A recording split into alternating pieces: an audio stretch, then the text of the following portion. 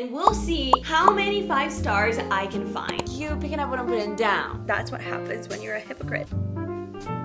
Como se dice iffy about this book, and that was quite frankly the sweetest thing that has ever happened to me. Like a success and then going downhill from there. Hi, hello, welcome. Let's get cozy and let's talk about books. And welcome to my sister's living room. As you've probably noticed, this is not my usual background, this is not my usual spot, and that's because I'm on summer holidays, I'm visiting my sister. However, if you've not noticed, and this is the first time you see my face, hi, welcome. I'm Amalia and I love reading a little bit. Well, a lot of it. Since we're meeting each other, we're getting to know each other. One thing that you should know about me is that I've not been having the best reading year so far. And that's not to say that I've not read some great books this year. I have. It's just that I've not picked up those god tier memorable books that I'm thinking about every single day, I can obsess over. That's the kind of reader I am, and that's not the kind of reader I have been this year. So my mission in today's video is to turn that around, and as you've seen from the title and the thumbnail, in today's video for 1 week straight, we are going to attempt to only read 5 stars. And we'll see in this 1 week of reading how many 5 stars I can find. Now, every single time I pick up a book, I am expecting and hoping and praying that that book is going to be a great book that I'm going to love. But I think every single one of us, honing down our reading tastes, we kind of know if a book is going to be like 3 stars or 4 stars or maybe 5 stars. There are those books that you absolutely know for a fact that you are going to give 5 stars. And now that I'm thinking about it, I'm not the most reliable person when it comes to predicting my 5 stars, just because sometimes I look at a book and I'm like, I don't know what it is about you, but I think you're going to be 5 stars. And that sometimes is the truth, but most of the times isn't. However, in today's video, we are not going to do that. We're not going to look at a book, be like, I like your cover, therefore I think you're going to be 5 stars, I'm going to read you. No. Today, we are determined to find as many 5-star books as humanly possible. So we're actually going to base our prediction on some actual fact. I'm going into this video prepared, and if I'm not going to find 5-star reads, it's not going to be my fault. I'm literally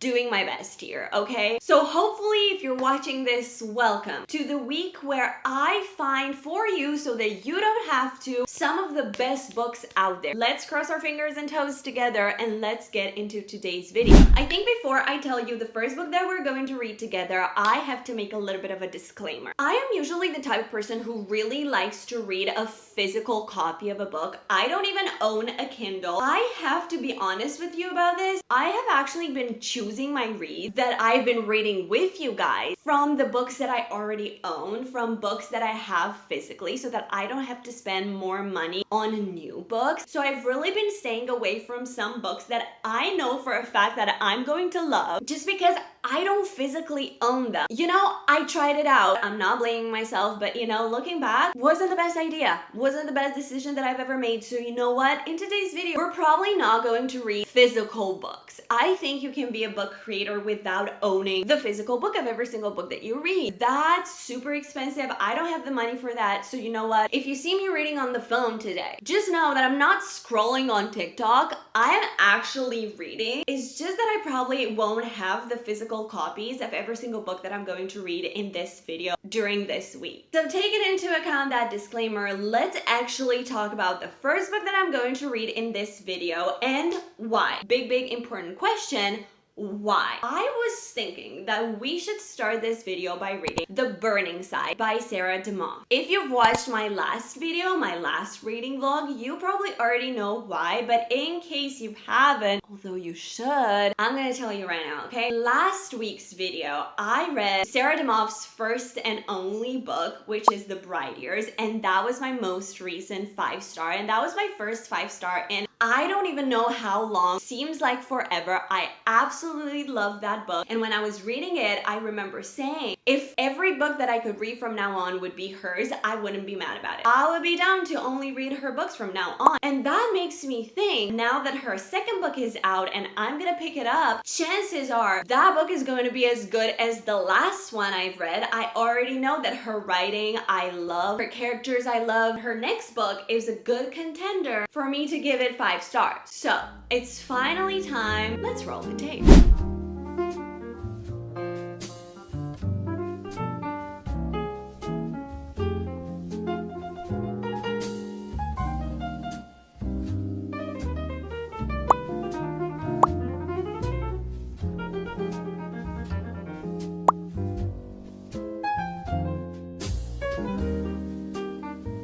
I hope you can hear the AC, but I cannot turn it off because I'm going to suffocate, so bear with me here. But I am back with the 100-page update for The Burning Side by Sarah damoff. 100 pages into the book, I am remembering why I love her as an author so much, why I loved her writing, her choice of language, her way of building characters and stories and creating conflict in a way that it's so realistic but also at the same time so lyrical, complex. I feel like she's doing a really great job of focusing in on one relationship, creating a perfect storyline from beginning to end without crowding you with too many details that you don't need, but also giving you enough detail so that you feel like you know the character and you feel like you love the character. And even though you don't necessarily agree with the character, you still are on their side. Her books also contain very unlikable characters, very flawed characters. I feel like sometimes in books you read specifically like an MMC who's like perfect, has absolutely no flaws, or an FMC who's just like the ideal girlfriend or ideal person, and you're like, first of all, I can't relate to you. Second of all, like you just don't exist. Like, I don't know anyone who's like you, and that kind of takes you out of the story. But that's not the case with her books. She's creating characters that are so deeply flawed and make mistakes, but you recognize people that you know in these characters, and it's easier to connect to them and equally to judge them and hate them and be like, why would you do that? At the same time, like, you know what, I'm your friend, so I'm on your side whatever you do. I feel like I'm saying a lot of nothing to you because you don't know what this book is about. Let me tell you what this book is about. We are following a family of 4 right after their house burned down, basically, the burning side. One night, the husband sits down the wife and tells her that he wants to get a divorce, and that night she forgets the oven on, or the stove on, anyway, and the house burns down.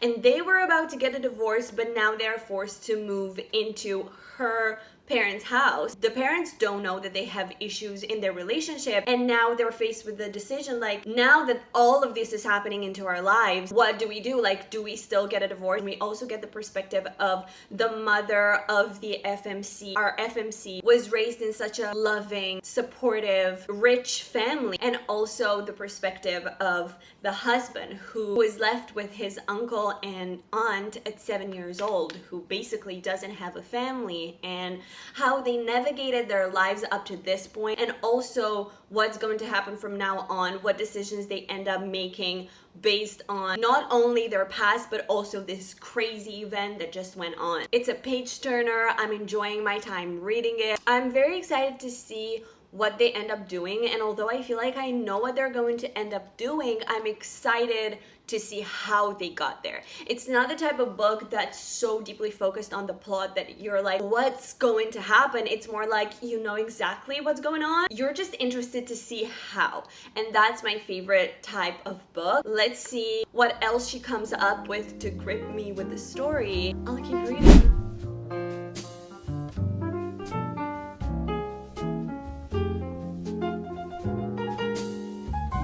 It's just a couple of hours later and I'm popping in with a little bit of an update. It's not like a proper one, it's just like a quick thought that I had. I'm about to head out, so I have to be quick about it, but I just found out what happened between the two, the FMC and the MMC, and the reason why they decided to get a divorce, and we got a little bit back into their past. Even though we know kind of from the beginning a little bit of what happened between the two of them, we got like the full scenario, like the full run back in time of what happened. And I have to say that I feel like I'm a little bit of a hypocrite when it comes to this specific thing that the FMC did. I'm not gonna say what because I don't want to spoil it for you, but that particular thing that she did, out of principle, I would never support. I would never stand by. But just because it's a woman and not a man, and just because I know the context of it,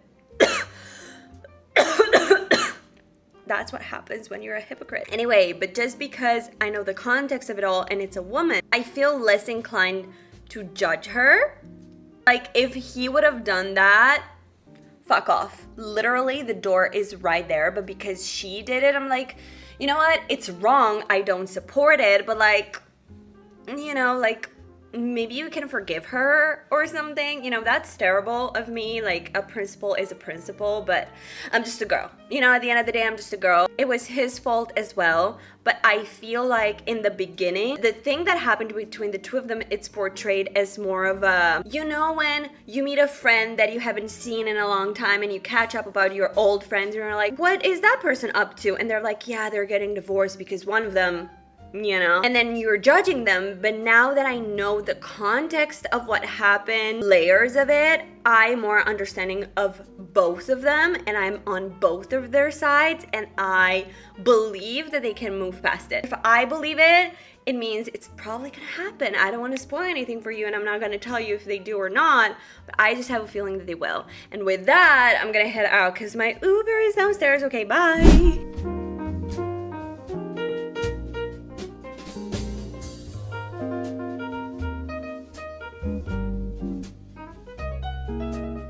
I am done with the burning side. I just finished the book 2 minutes ago. I am still recovering from the impending doom that book was. I have tears streaming down my cheeks that are just a little bit dry now, and my face is just, every time I move it, it feels like it stretches. It feels like it's some glue stretching. It's that uncomfortable feeling that you've just cried, but not necessarily uncomfortable because it wasn't sad tears. It's uncomfortable physically, but not emotionally, if that makes sense. Let's talk about this book. I feel like there's so much that I feel and I think about this book, and so little that I can say because I can't really spoil anything. And not only that I can, but I don't want to. Like, I genuinely would love for everybody to go into this book blind and let it surprise you, because every single page is going to be another step in a bigger journey. I loved every single second of this journey. I was thinking about the last time that I updated you, and I remembered I was talking to you about this one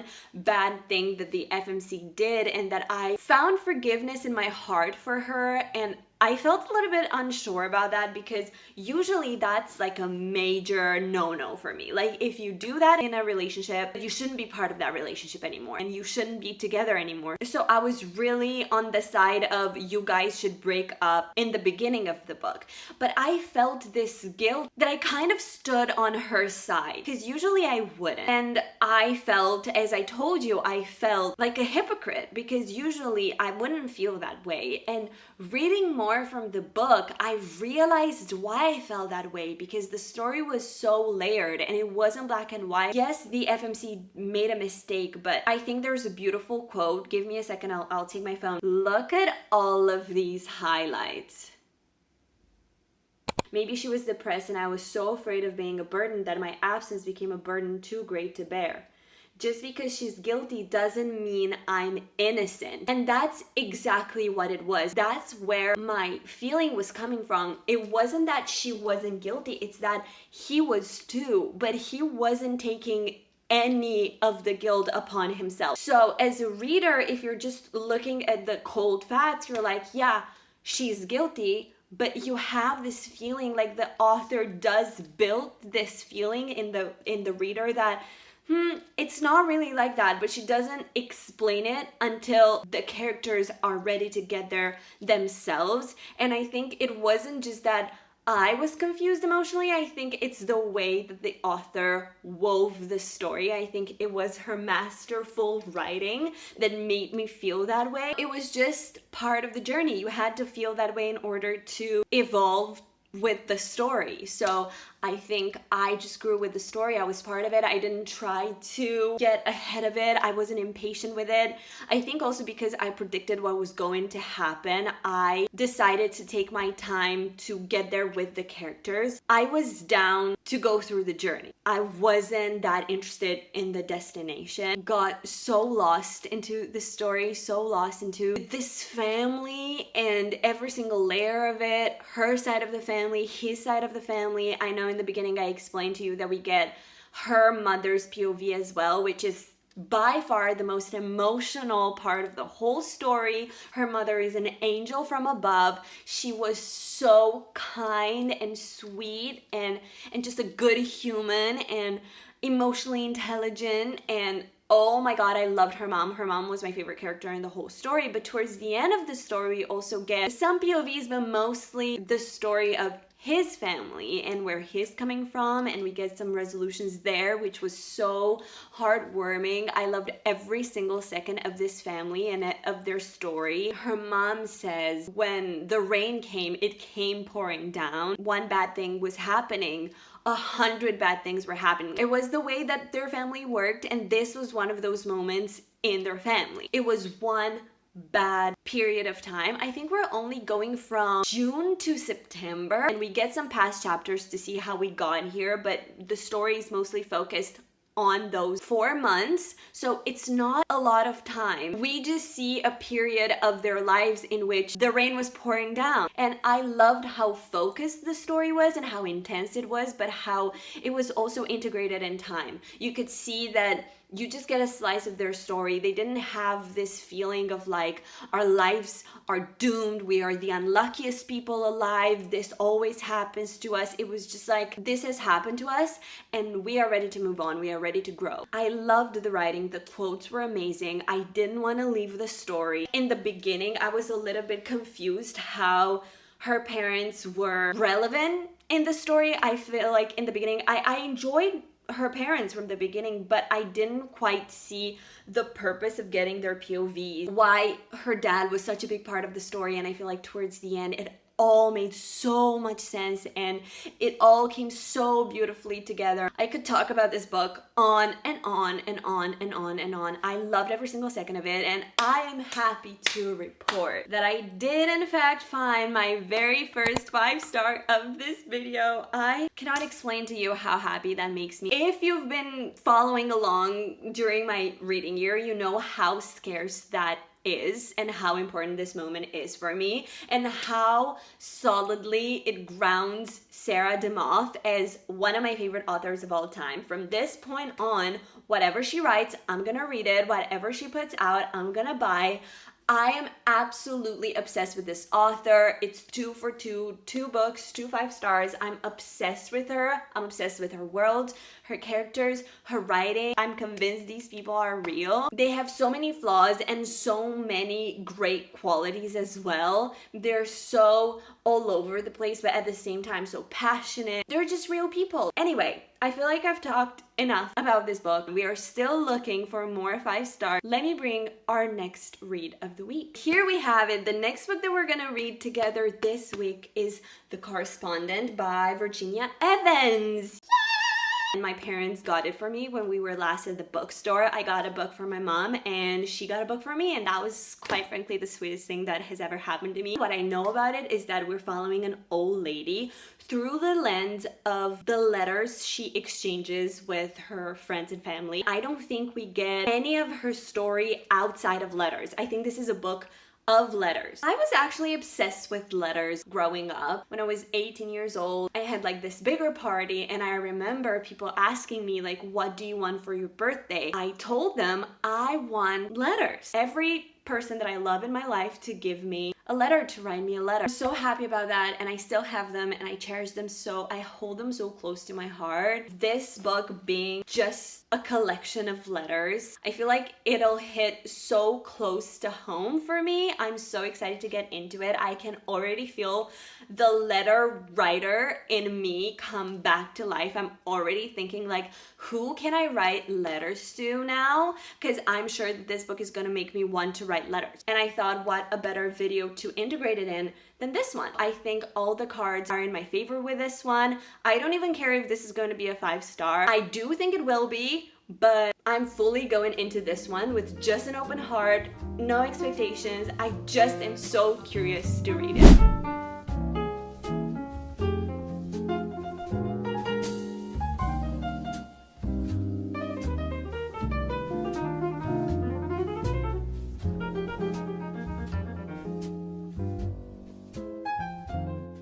Okay, another change of scenery. I'm actually at my grandma's house, but it's time to give you the first update for the Correspondent. I'm 100 pages in. For once in my life, I actually don't have much to tell you guys. I don't have a lot of rambling to do because actually this book is not much more than I already told you that it is. It's her correspondence with her brother, children, her friends, some random people. She likes to send letters to the authors that she reads books from. So if she finished a book that she liked, she will send a letter to that author, and I thought that was super sweet. But there's not much of a plot going on. We're following this old lady who, although she's going through some stuff now, she's very strong-willed, she's very stubborn, she's very proper, and nothing gets past her. I don't know, I feel like she's gonna have a harder time going through her stuff because she's the type of person who will always say like, no, I'm fine, I'm actually fine, everything is fine. She doesn't really show weakness, she doesn't really show vulnerability, so I think she's gonna go through a little bit of a struggle facing her own issues because of her personality, and I think that's where the emotional impact of this book is going to hit. But in the first 100 pages, we're not there yet.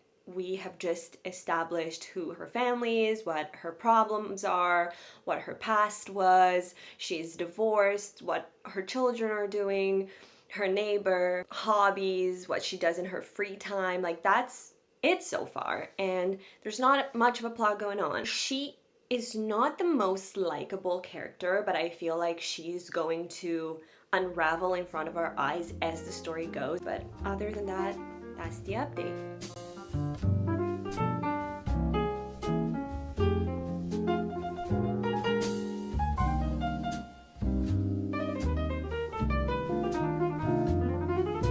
It's time for the final update. I just finished The Correspondent by Virginia Evans, and it's time for me to finally rip your ear off because of the amount of updates that I have for you. Remember the last time I talked to you that I was like, I don't really have a lot to say? Now I have a lot to say now. The last 2/3 of this book I completely binged in 2 hours. I could not put this book down, and I finally understood the hype of it towards the end of it, because I think I said it in the first update for this book that we are following this woman who's very rigid, who's very closed off, who's very stubborn. She's very likely to push people around, even the ones that she's corresponding with. I think I said then I cannot wait to get more into it and see her unravel and little by little let her emotions take over. Thought that it would happen throughout the book, and it absolutely did. She's not having the best relationship with her daughter, and I feel like that was a big point where she kind of let go a little bit. She has this very sweet relationship with this one kid that she corresponds with, and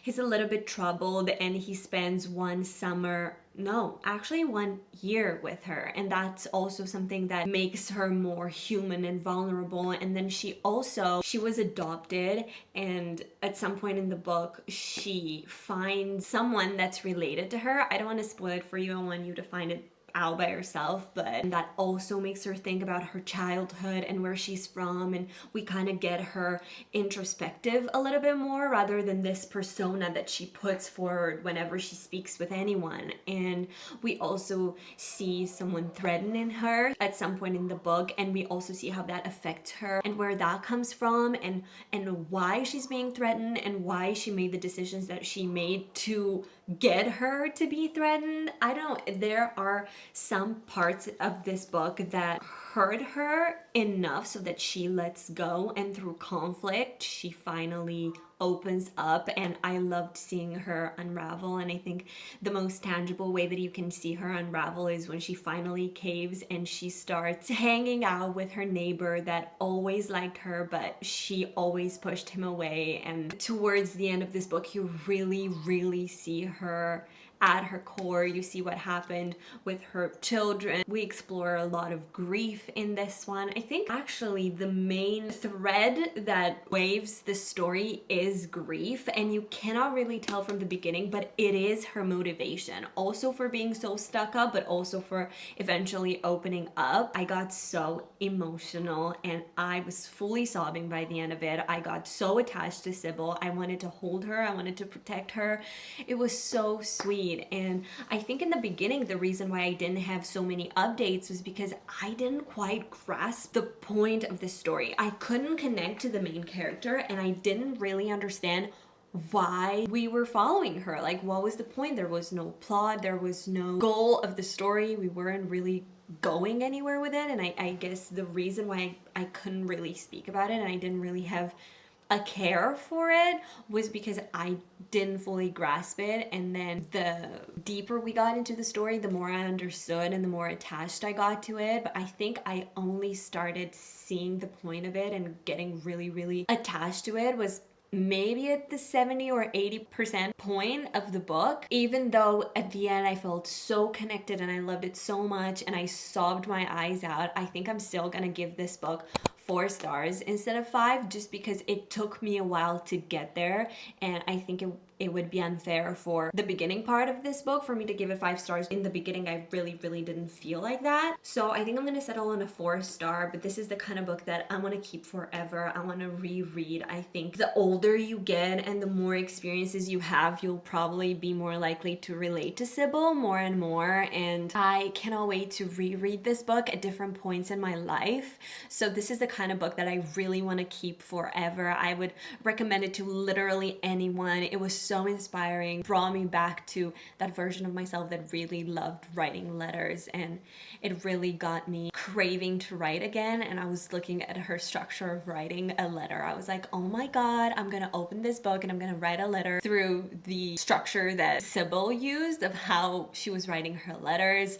I was already thinking, like, what are the best people to write letters to?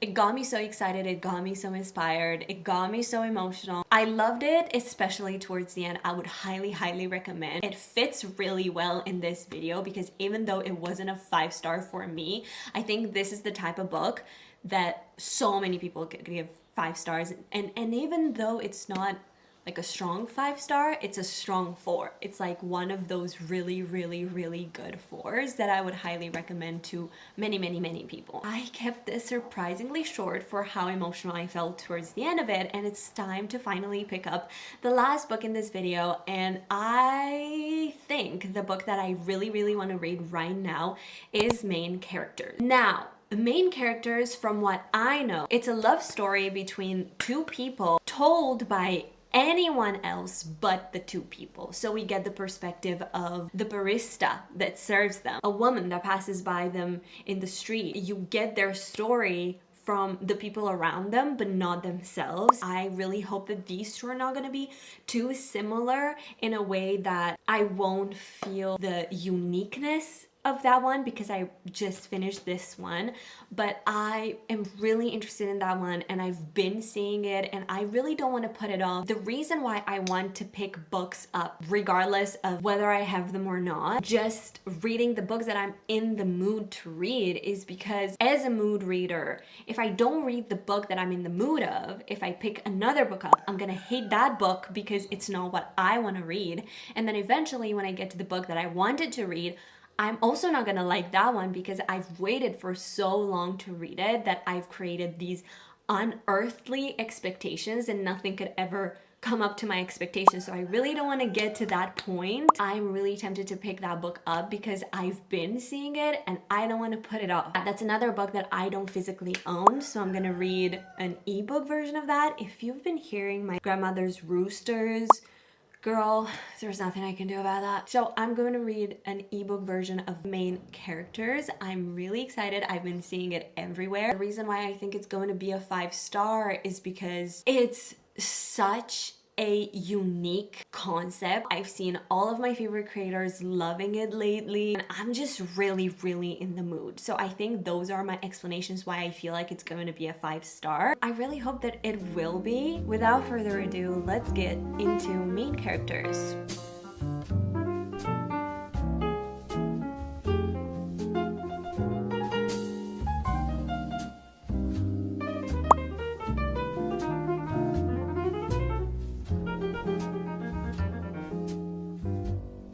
Okay, it's time for the first update for main characters. We are 100 pages in. It was a little bit of a slow start for me, I'm not going to lie, because there was nothing that made me instantly connect to the characters, and there's nothing that really makes you connect to the characters in general because you don't follow the characters. I mean, you do follow the characters, but not their inner monologue. Usually the stuff that makes you like a character is their personality and their thought process and their humor and like what goes on in their brain, not necessarily how they behave. And you know, most people think something and say something else, or they go through inner turmoil, or you know, they have inner dialogue, and that's the charming part of a character for me personally. And in this book, we don't have that. We see these characters through the POVs of, yes, sometimes of people that they know, but sometimes of people that they don't know, like a person that sits next to them at a table at a restaurant, or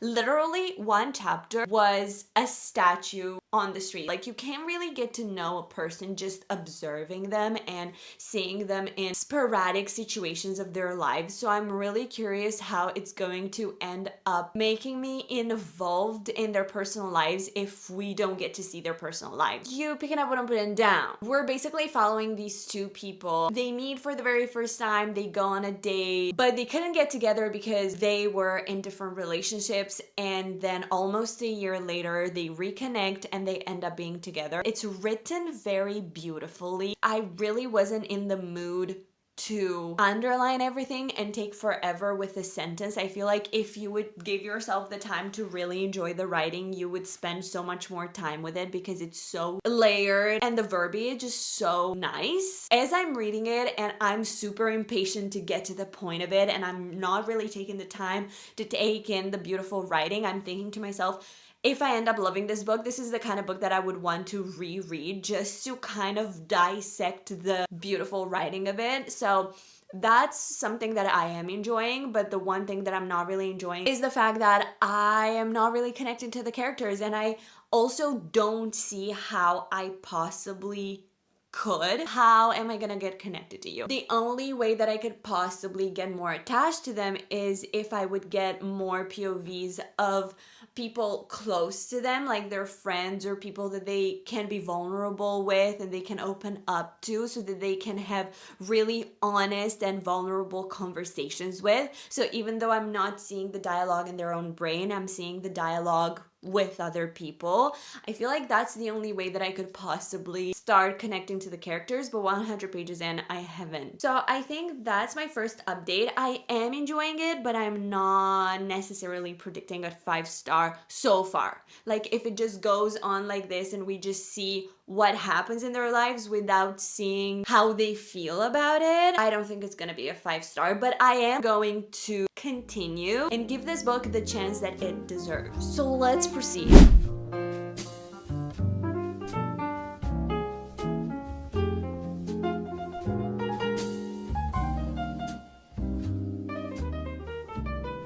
It's time for a halfway through the book update for main characters. I'm a little bit deeper into the story now, and I feel like I can give you a little bit more of an insight into the story, because I feel like in my very first update I was a little bit, como se dice, iffy about this book, just because I couldn't really connect to the characters, and I also couldn't see a way in which I could eventually connect to the characters. Like, there was really no way that I could imagine myself falling in love with these characters because we spend so little time with them. Well, we spend no time in their brains, we just spend time in other people's brains observing them. And initially it sounds like a really cool idea until you finally sit down and read it and you're like, wait, what is this relationship? You spend so much time being introduced to these other characters that present their POV on this couple.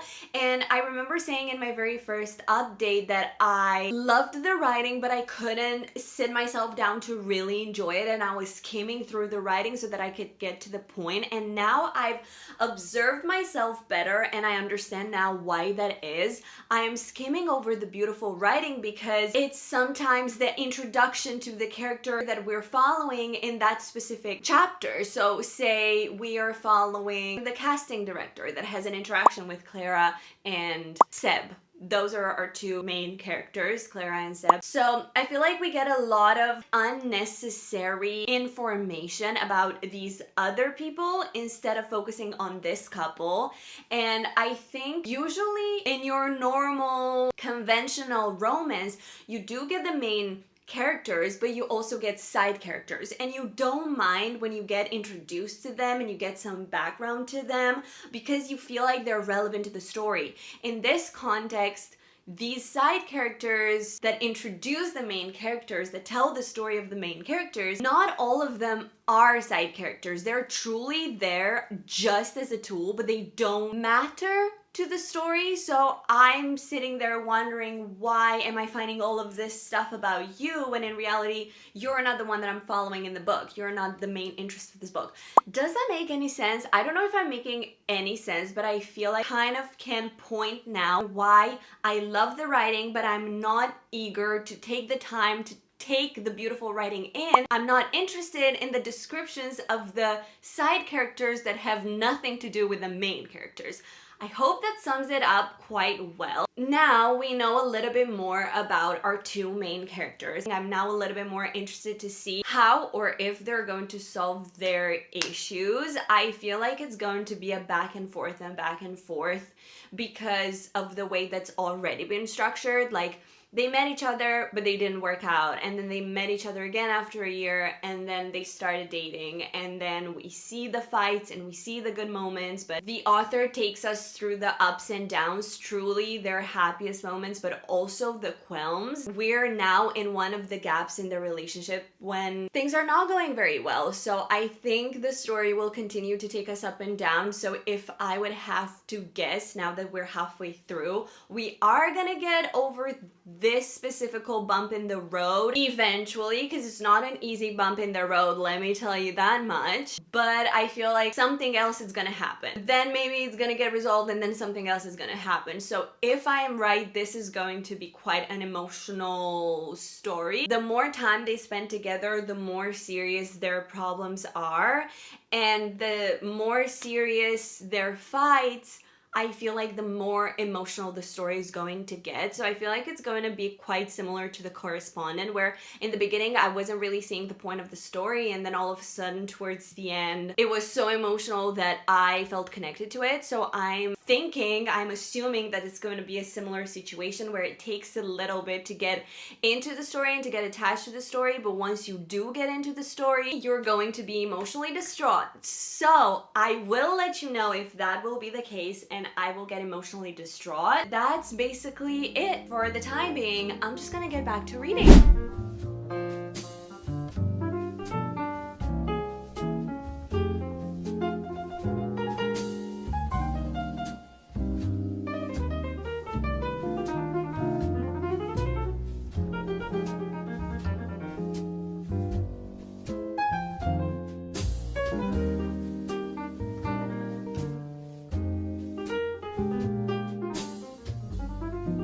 Okay, you guys, it's time for my final update, not only on main characters, but also on this entire vlog. In all honesty, it's been a little bit over a week, but so many things happened that I'm quite impressed with myself that I got this reading vlog done, that I read 3 books in like 10 days. That is an amazing accomplishment. And not only have I read 3 books, but I read some absolutely fantastic books. Now, let me not get too far ahead of myself. Let's talk about main characters and my final thoughts on that book. Did my prediction come true, and was it a 5-star? No, it wasn't. It wasn't a 5-star, and that's a little bit sad. But as I was reading it, I made another prediction that I would get more attached to the characters the further away into the story that I went, and that I would enjoy the book more and more once I got to know the characters more and more, and that was in fact the truth. So one of my predictions was in fact correct, and I did end up liking the book